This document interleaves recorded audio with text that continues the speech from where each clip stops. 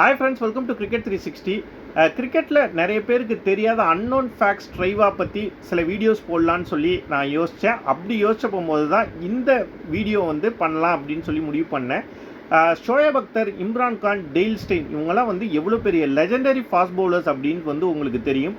Dale stain test லெவலுக்கு one டேல அவருடைய ரெக்கார்ட்ஸ் இல்லைனாலும் அவர் எவ்வளோ பெரிய லெஜெண்டுங்கிறது தெரியும். ஷோயப் அக்தர் அண்ட் இம்ரான் கானை பற்றி சொல்லவே வேண்டாம். 1992 வேர்ல்ட் கப் இம்ரான் கான் தலைமையில் தான் அவங்க ஜெயித்தாங்க. ஷோயப் அக்தரும் ஒன் டேல எவ்வளோ பெரிய லெஜெண்டுங்கிறது தெரியும். பட் உங்களுக்கு தெரியாத ஒரு விஷயம் என்ன தெரியுமா?